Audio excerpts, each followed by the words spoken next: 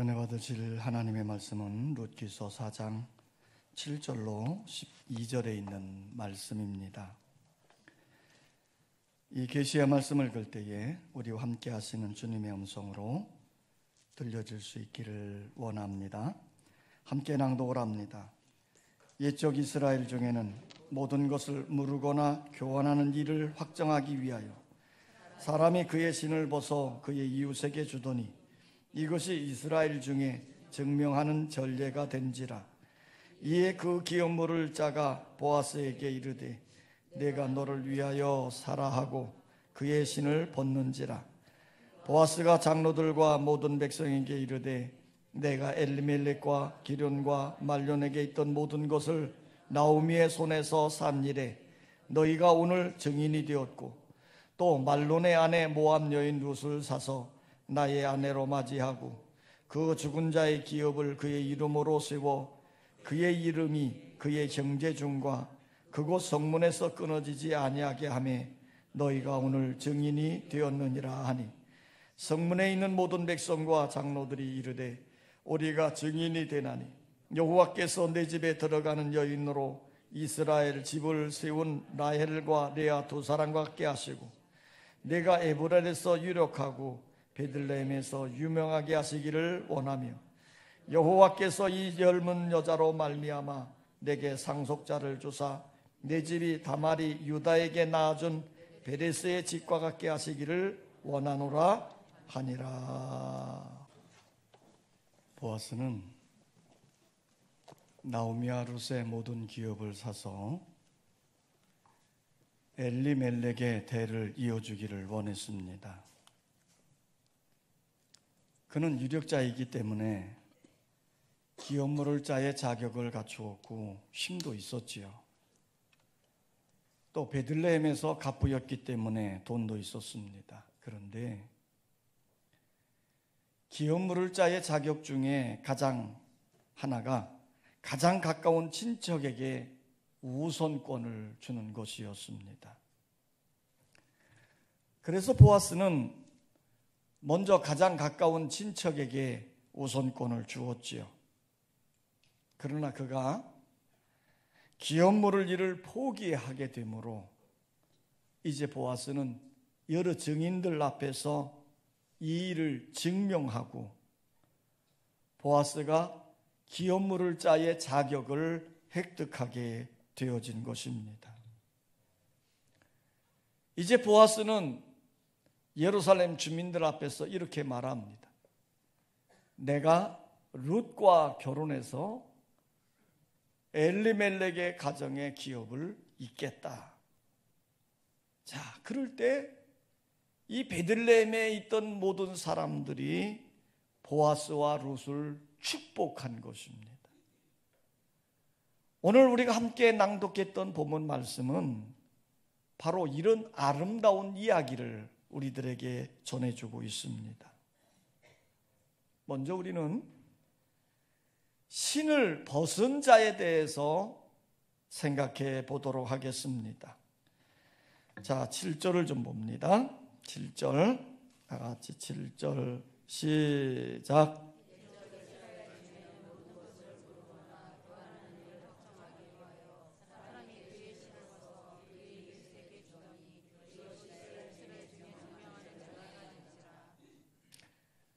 아무개여라고 하는 사람이 자신에게 기업물을 일인데 그것을 자기가 포기하고 보아스에게 떠넘기는 일을 확증하기 위해서 그 일의 증거 자료로 자신의 신을 벗어서 보아스에게 준 것입니다.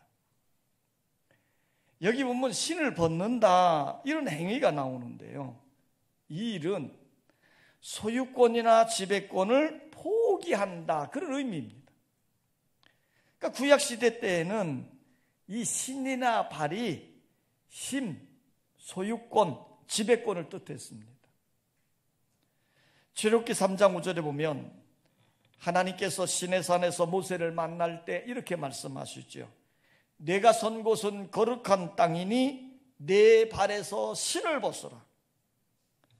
자, 또 사무엘하 15장 30절 이하에도 보면 다윗 왕이 압살롬의 반역으로 인해서 예루살렘 왕궁에서 쫓겨나가지고 이제 마하나임으로 도망가는 과정을 이렇게 보여주고 있어요.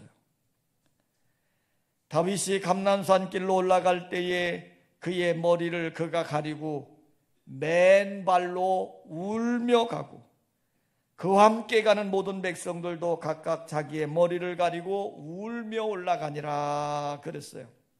그러니까 다윗이 도망을 갈 때 신발을 신지 않고 맨발로 갔더라는 거예요. 이것은 다윗이 왕이었는데 자신의 통치권, 지배권이 상실되었음을 의미하는 의미로 맨발로 걸어갔다. 성경은 이렇게 기록하고 있는 것이에요.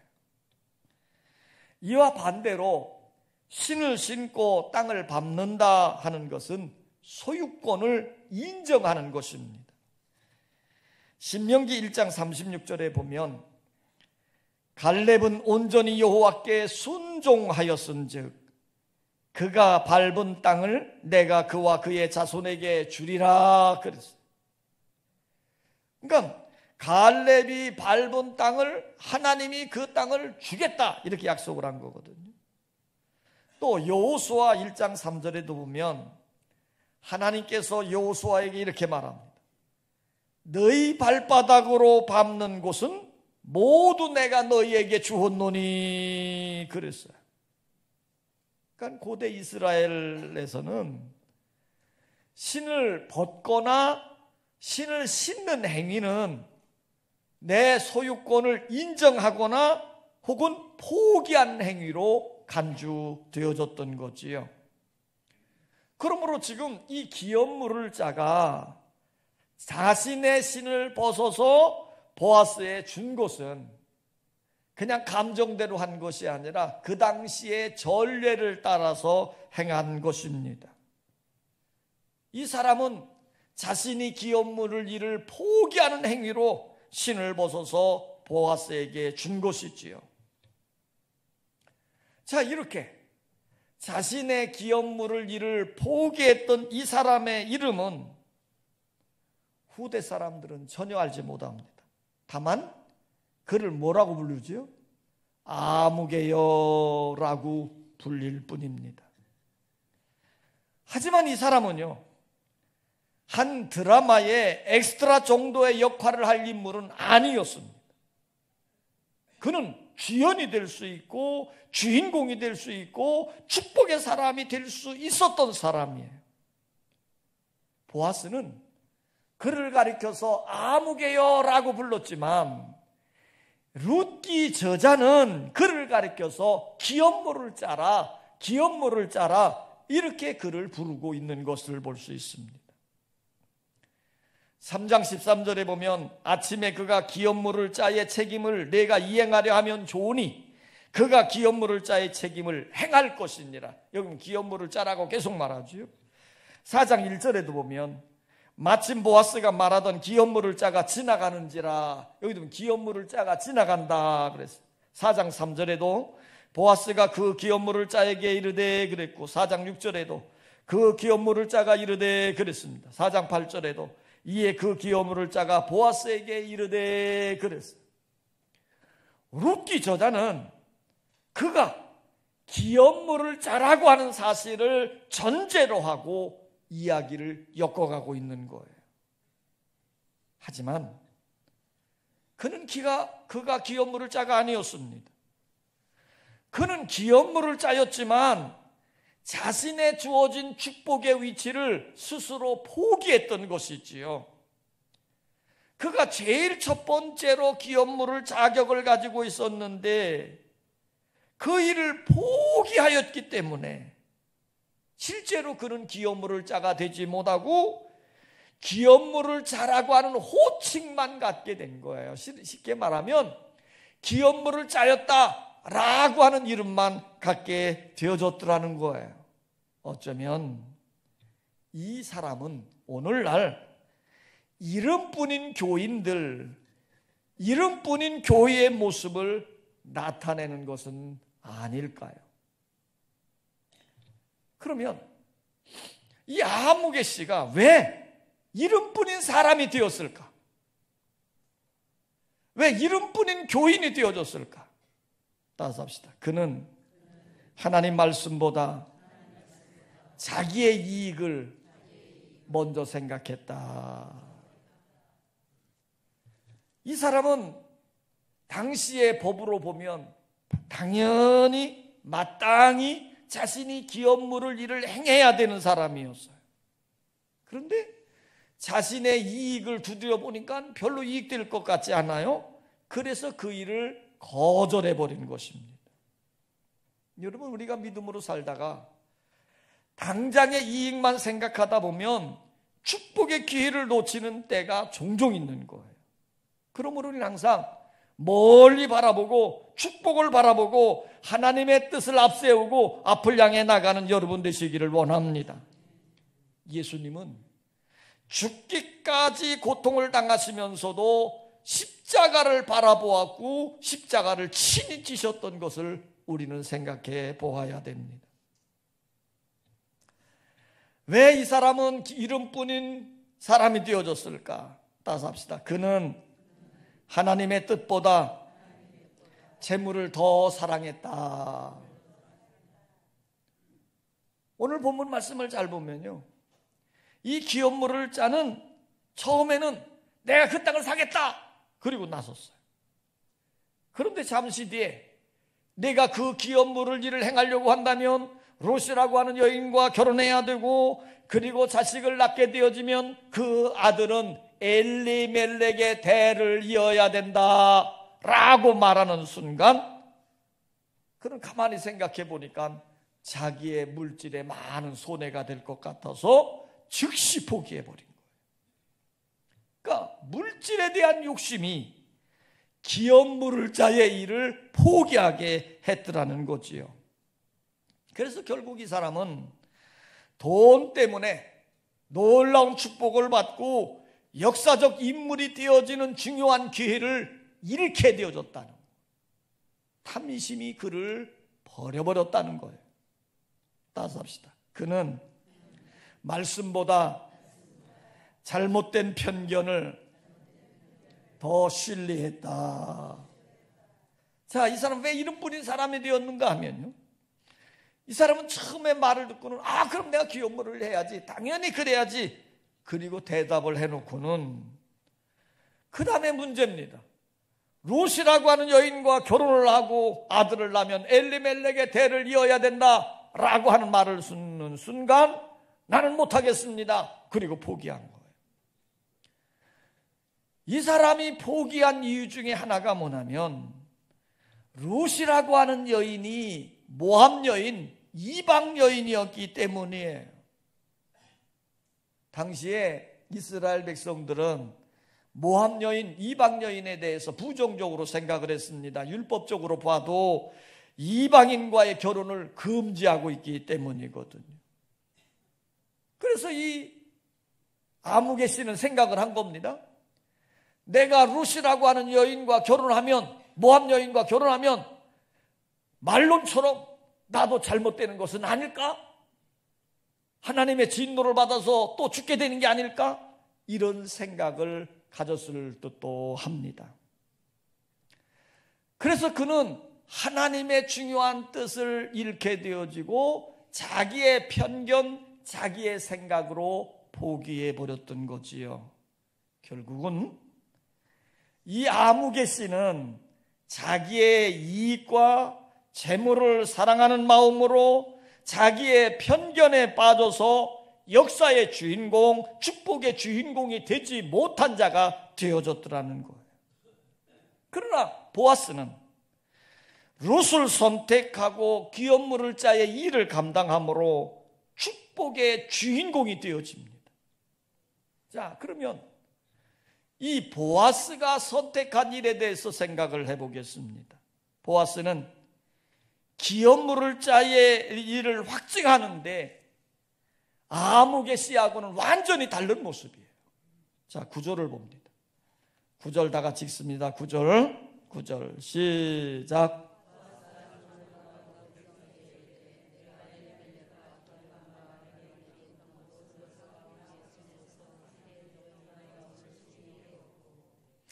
자, 보아스는 자신에게 기업물을 짜에 차례가 딱 오는 순간 그곳에 세운 증인인 10명의 장로들과 또 그것을 지켜보고 있던 베들레헴 주민들에게 그들을 증인으로 세우는 역사가 일어난 것입니다. 지금 이 보아스와 아무개 씨가 대화하는 내용을 옆에서 가만히 듣고 있던 이 베들레헴의 주민들이 그들의 증인이 되어지고, 자, 이들이 정말 하나님 앞에 약속을 이루어갈 기업물을 짜가 되어지는구나 하는 일의 증인이 되어집니다. 자, 그럴 때 보아스가 계속해서 이렇게 말을 합니다. 10절입니다. 10절 시작.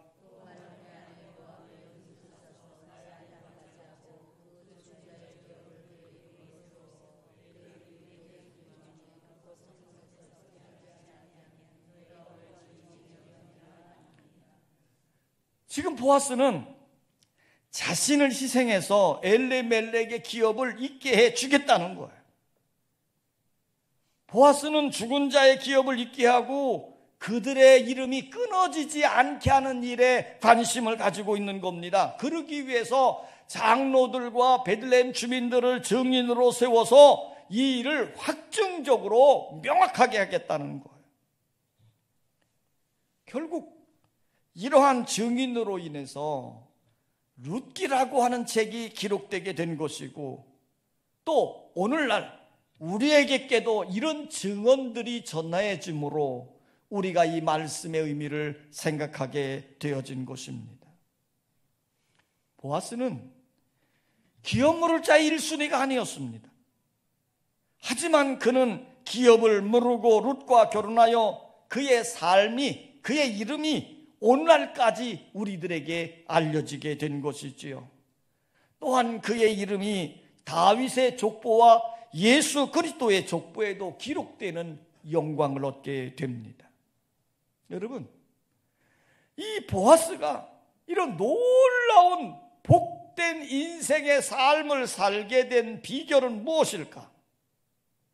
따라서 합시다. 보아스는 하나님의 법에 순종했다. 보아스가 자신을 희생하면서 기업물을 일을 감당하려고 한 것은 하나님의 말씀에 순종하기 위해서입니다.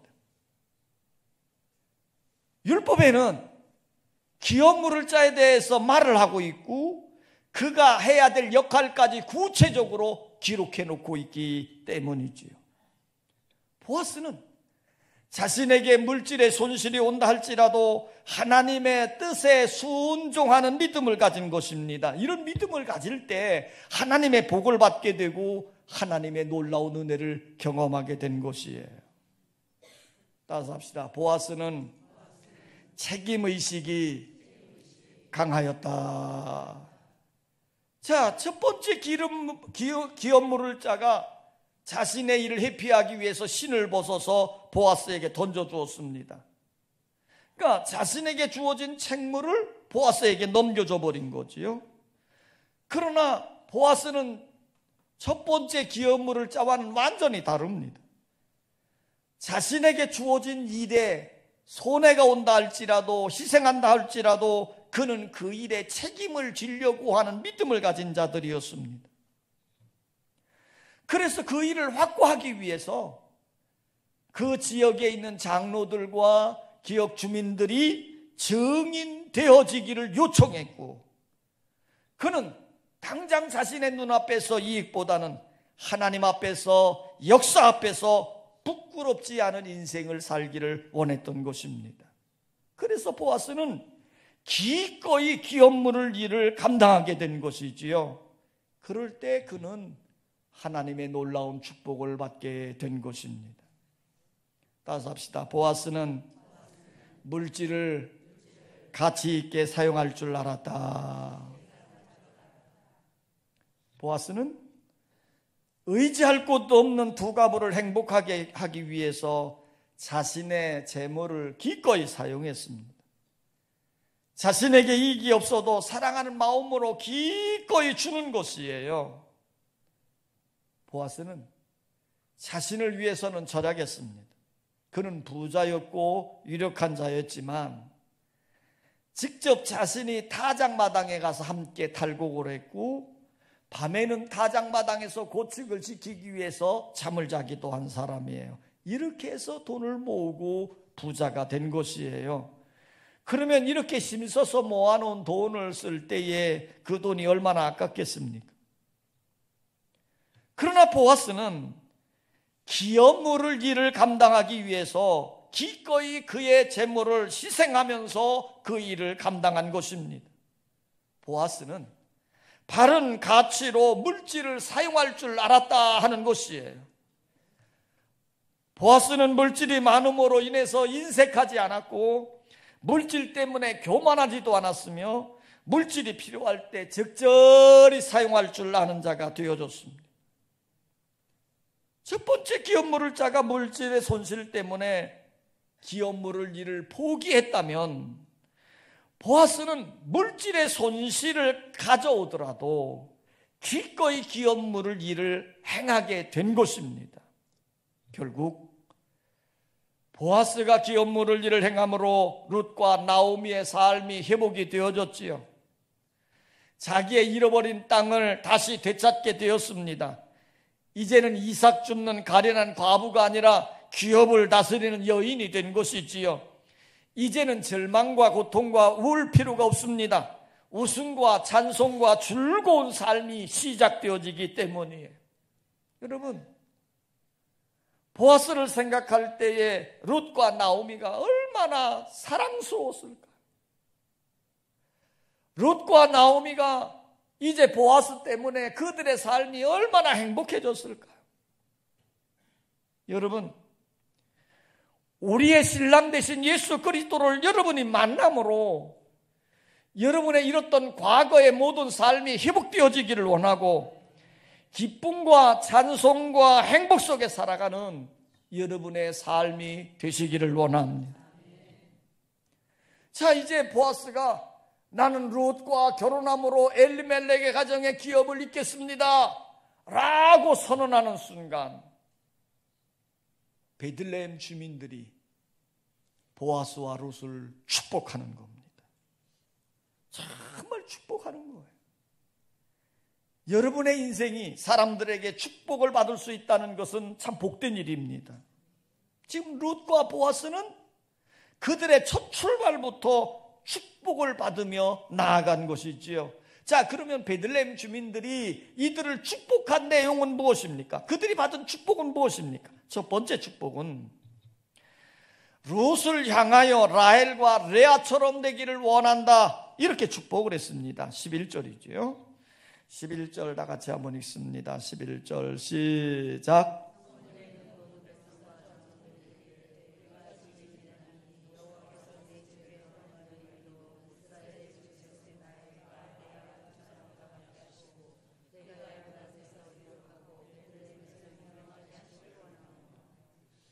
지금 베들레헴 주민들이 룻과 보아스가 시작하는 일을 축복하는데 이렇게 축복했어요.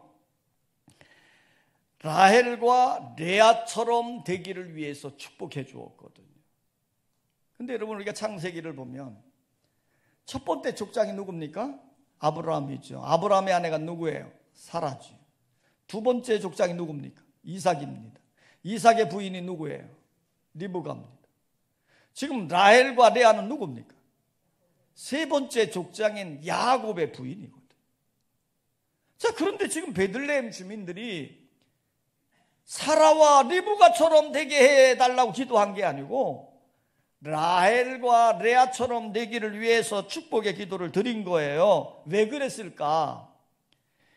메투헬리라고 하는 성서학자는 이렇게 해석을 해놓았습니다.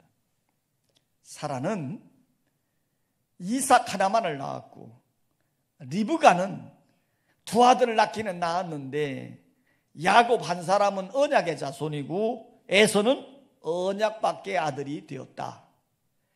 그러나 라헬과 레아는 12명의 아들을 낳아서 이스라엘의 12지파를 이루었다. 12명의 모두는 하나님의 언약 안에 있는 축복된 사람들이다, 이랬습니다. 지금 베들레헴 장로들과 백성들이 룻과 보아스를 향해서 라헬과 레아처럼 이스라엘 집이 되기를 위해서 축복을 한 거예요. 그런데 여기에 보면 또 묘한 것이 뭐냐면 레아가 첫째 부인이고 라헬이 둘째 부인인데 라헬이 먼저 나왔다는 거예요. 라헬이 먼저 나왔습니다. 자, 왜 라헬이 어떤 분이에요? 야곱의 사랑받는 아내였습니다. 그러니까 지금 룻이 보아스와 결혼을 하는데 정말 라헬처럼 남편에게 사랑받는 아내가 되라, 이렇게 축복을 좀 해주고 있는 거예요. 여러분, 남편의 사랑을 받고 사는 것이 최고의 축복인 줄 믿습니다. 아멘을 안 하셔도요. 옛말에 여자의 운명은 두레박 운명이다 그랬습니다. 자, 들어보신 적이 있을 거예요. 두레박은 어떤 데 사용하는 겁니까? 수도가 없을 때 동네 우물 있잖아요. 그러면 깊이 있는 물을 퍼내기 위해서 쓰는 게 두레박이에요. 이렇게 물을 담아서 탁 하는 거예요.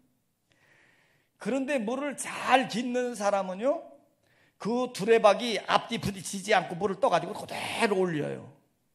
근데 물을 잘 깃지 못한 사람은 어떻게 합니까? 물을 퍼가지고 들어올리기는 하는데 이리 쿵 저리 쿵 이리 쿵 저리 쿵 부딪히면서 끌어올리는 거예요. 그러다 보면 물은 다 흘러내리고 두레박통은 이리 찌그러지고 저리 찌그러지고 막 그런 거거든요. 그래서 옛말에 그렇게 말하는 거예요. 여자의 운명은 두레박 운명과 같다. 이 말 무슨 말이냐면, 여자가 아무리 잘생기고 공부도 잘하고 뛰어난 재주를 가지고 있다 할지라도요, 남편 잘못 만나면 그 인생은 찌그러진 두레박과 같은 존재다, 그 얘기예요. 그러나 남편을 잘 만나면 성공이고 행복해지는 겁니다. 그러므로 여인들에게 있어서 최고의 축복 중에 하나는 뭐냐? 남편의 사랑을 지극히 받는 것이다. 아멘을 안 해주셔도 이게 복이에요. 지금 베들레헴 주민들이 룻을 축복할 때 지금 이렇게 축복하고 있다는 거예요. 라헬처럼 남편의 지극한 사랑을 받기를 원한다, 이런 거예요. 자, 또 라헬이라고 하는 여인을 보면 라헬은 또 어떤 모습입니까? 적극적인 신앙을 가지고 불행을 축복으로 만들어낸 여인입니다. 이 라헬은 남편의 사랑을 받기는 받는데 아이를 못 낳는 거예요. 자기 언니 레아는 아이를 쑥쑥 나니까 막 6명, 7명 막 낳잖아요. 그런데 라헬은 못 낳는 거예요. 그러니까 어떻게 합니까? 야곱 남편을 찾아가 가지고 나로 하여금 아들을 낳게 하지 않으면 나 죽을 거야. 그리고 떼가지를 쓴 여인이 라헬이에요. 우리가 라헬의 투기를 본받을 일은 아니지만 축복에 대한 열망을 품고 간절히 매달렸던 라헬, 그래서 결국 누구를 낳습니까? 요셉을 낳고 베냐민을 낳아요. 요셉이 어떤 아들입니까? 놀라운 축복된 아들 아닙니까? 여러분, 축복은 내가 가만히 있을 때 오는 게 아니에요. 적극적으로 믿음으로 행하고 적극적으로 기도하고 노력할 때 이루어지는 것인 줄 믿습니다. 그래서 예루살렘 주민들이 말하는 거예요. 레아처럼 축복된 사람, 룻도 적극적인 믿음을 가지고 자신의 팔자를 바꿔가라고 하는 축복을 해주고 있는 것이지요. 자, 또 어떤 여인같이 되기를 원했습니까? 레아처럼 되기를 원했습니다. 레아라고 하는 여인은 야곱의 첫 번째 아내였지만 그녀는 총명이 없었다고 성경은 얘기해주고 있습니다. 그러면서 그 남편의 사랑을 언니는 받지 못하고 동생 라헬에게 다 빼앗겨 버렸어요. 그렇기 때문에 레아라고 하는 여인은 어떤 면에서 보면 애롭고 아프고 고독하고 정말 슬픔을 간직한 채 살아간 여인이에요. 그런데 이 레아라고 하는 여인은 자신의 힘든 상황을 믿음으로 극복하고 축복을 만들어낸 여인입니다. 비록 자신은 남편에게 사랑받지 못한 존재였지만 그러나 하나님께 매달리는 믿음을 간직함으로 자신은 뭡니까? 아들을 6명이나 낳고 또 딸까지 낳는 축복을 받게 돼요. 남편은 자기를 몰라주고 사랑을 주지 않았지만 하나님은 그녀를 마음 깊은 신앙을 보시고 그를 축복해 주었다는 겁니다. 남편은 그녀를 멸시했지만 하나님은 레아를 기억하시고 그의 태문을 여시고 자녀들을 주셨다고 하는 것이에요. 그래서 6명의 아들을 낳고 또 그 6명의 아들들은 이스라엘 12지파를 대표하는 축복된 인물이 되어졌습니다. 여러분, 레아가 자신의 아들들을 낳고 난 다음에 이름을 지은 뜻을 우리는 생각해 볼 필요가 있어요. 첫 아들을 낳을 때 이름을 뭐라고 불렀습니까? 루벤이라고 불렀습니다. 루벤의 뜻이 뭐예요? 보라 아들이로다. 자, 남편의 은혜, 사랑을 받지 못했지만 그러나 하나님은 나를 사랑하셔서 태문을 여시고 아들을 주셨구나. 보라 아들이로다. 나는 은혜를 받은 자다. 이런 고백을 한 거예요. 두 번째 아들을 낳습니다. 이름이 뭡니까? 시몬이잖아요. 뜻이 뭡니까? 하나님께서 내 기도를 들어주셨다. 이 뜻이에요. 레아는 슬프고 고통스러운 마음을 간직했을 때 하나님을 바라보고 하나님께 기도하며 부르짖었더니 하나님이 그 기도를 들으시고 시몬을 주셨다는 거잖아요. 세 번째 아들이 누굽니까? 레위지요. 레위의 뜻은 연합한다는 뜻입니다. 레아는 얘기합니다. 남편의 사랑받지 못하지만 그러나 나는 하나님과 연합하리로다. 하나님 안에서의 믿음으로 하나 되는 것을 강조하고 있어요. 그랬더니 네 번째 아들을 낳습니다. 네 번째 아들 이름이 뭐예요? 유다예요. 유다의 뜻이 뭡니까? 찬송이란 뜻입니다. 내가 하나님을 찬송하리로다. 유다를 낳고 난 다음에 내가 하나님을 찬송하리로다. 자, 여러분 보세요. 레아는 어려울 때이지만 하나님을 향한 불굴의 믿음을 가지고 그의 믿음이 성장되어졌고 성숙되어졌고 하나님 앞에 깊이 서는 믿음을 통해서 하나님은 레아 편에 서셨다고 하는 것을 성경은 우리에게 보여주고 있다는 겁니다. 그래서 결국 레아의 몸을 통해서 다윗 왕이 나왔고요. 레아의 몸을 통해서 장차 예수 그리스도가 태어난 것을 우리는 족보를 통해 알아볼 수 있습니다.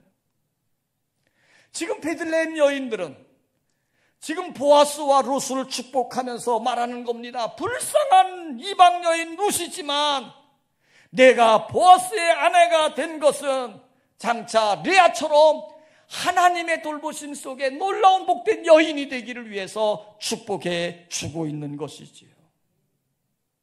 우리 하나님은 이 룻을 축복해 주신 줄 믿습니다.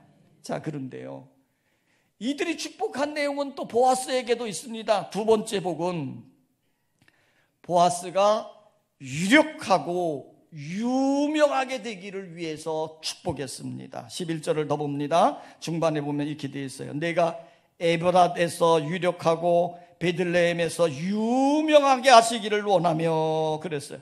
여기 에브랏이란 말과 베들레헴이란 말은 똑같은 말이에요. 그러니까 같은 지역인데 옛날 말로 하면 에브랏이고 성경이 기록될 당시의 이름으로 한다면 베들레헴입니다. 같은 이름이에요. 그러니까 보아스를 축복하는데 너는 이 베들레헴에서 유력하고 유명한 자가 되기를 원한다. 이렇게 축복을 한 거예요. 그런데 그 축복한 대로 보아스는 유명한 사람이 됐잖아요. 왜요? 보아스의 후손 중에 다윗이 태어나고 후에는 또 누가 태어나요? 메시아인 예수 그리스도가 탄생하는 역사가 일어났습니다. 그래서 보아스는 유명한 사람이 된 거예요. 그와 덩달아서 이 보아스가 살고 있는 베들레헴도 유명한 지역이 되어졌단 말이에요. 이 베들레헴은 팔레스타인, 지금 전쟁하고 있는데 팔레스타인의 작은 구석에 있는 작은 동네예요. 작은 동네. 그럼에도 불구하고 이 보아스의 아름다운 역사를 통해서 예수가 태어났기 때문에 세계에 있는 모든 교인들이 가고 싶어하는 곳이 베들레헴이에요. 베들레헴에는 수도 없이 사람들이 몰려듭니다. 역시 유명해진 거.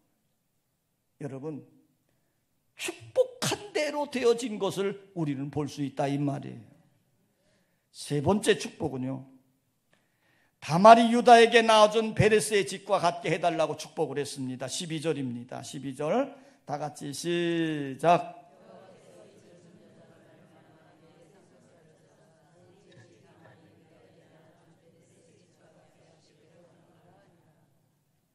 지금 여기 보면 다말이 나오고 유다가 등장을 해요. 이 관계를 설명하려면 또 시간이 길어지는데 이제 빨리 추격을 해봅니다. 다말이라고 하는 여인이 유다의 집의 며느리였잖아요. 그 아들들과 결혼했는데 둘이 그냥 아들 없이 죽어버렸어요. 그래서 또 아들을 낳아야 되는데 안 낳게 해주니까 이 다말이 깨를 내가지고 시아버지인 유다와 관계를 해서 쌍둥이 아들을 낳습니다. 그게 여기 나오는 베레스와 세라입니다. 세라는 안 나왔는데 베레스와 세라예요. 자, 그런데 여기 보면 다말이 낳아준 베레스의 집과 같게 하시기를 원한다 그랬어요. 자, 이 말은 무슨 얘기냐면 정상적인 족보는 아닌데 정말 우리가 보면 이상한 족보인데, 그런데 그 족보를 통해서 장차 예수 그리스도가 태어나는 놀라운 역사가 이루어진 축복된 족보가 되거든요.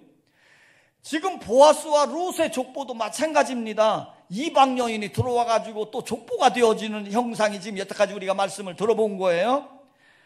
그런데 지금 이들이 축복한 것은 뭐냐면 다말을 통해서 베레스가 나온 것처럼 이제 보아스와 룻을 통해서 그렇게 유력한 자, 유명한 자가 나오기를 축복해 준 거예요. 결국은 이 보아스가 누구를 낳습니까? 오벳을 낳잖아요. 오벳은 누구를 낳습니까? 이새를 낳아요. 이새가 누구예요? 다윗의 아버지. 자, 이것을 성경에 보면 결국은 이 보아스의 족보에 이들이 축복한 대로 메시아가 태어나는 놀라운 축복된 역사가 이루어지더라는 거죠. 오늘 우리에게 중요한 것은 믿음으로 행하는 일입니다. 하나님의 말씀이 때때로 우리들로 하여금 힘들게 하고 손해가 되게 하고 고통이 오게 하는 일이라 할지라도 하나님의 말씀에 순종해 갈 때 하나님은 반드시 여러분을 축복하시고 여러분을 유력한 자로 세워주시는 줄 믿습니다. 보아스는 자신이 기업 물을 자가 아님에도 불구하고 적극적으로 이 일을 감당하고 믿음으로 행했더니 하나님이 복을 주시더라는 거예요. 오늘 여러분도 마찬가지예요. 우리는 환경을 보고 절망하지 마십시오. 말씀 붙드시고 말씀을 믿음으로 행하면 하나님은 반드시 그런 자를 축복해 주시는 줄 믿습니다.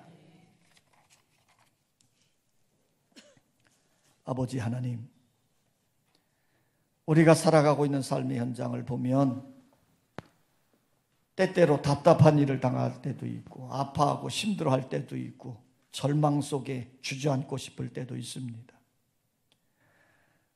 오늘 나오미와 룻의 가정, 이런 상태에 있었지만 그들은 보아스를 만남으로 새 희망의 꿈을 꾸게 되어지고 그들의 삶이 새롭게 회복되어지는 은총의 역사가 일어나며 하나님의 역사 가운데 거하게 되어지는 축복의 사람들이 되어졌습니다. 아버지 하나님, 우리에게도 믿음을 도와여 주시옵소서. 내가 말씀을 붙들고 살아갈 때에 나에게 손해가 오고 나에게 이익이 되지 않는 일이 온다 할지라도 그것이 하나님의 말씀이면, 그것이 하나님의 뜻이면 그 일에 순종하게 하여 주셔서 하나님의 손이 이끌어가고 인도하시는 아름다운 역사를 경험케 하여 주시옵소서. 반드시 하나님 안에서 축복된 자가 되어짐으로 하나님의 영광이 되는 은혜로운 삶을 살게 하여 주시옵소서. 예수님의 이름으로 기도하옵나이다. 아멘.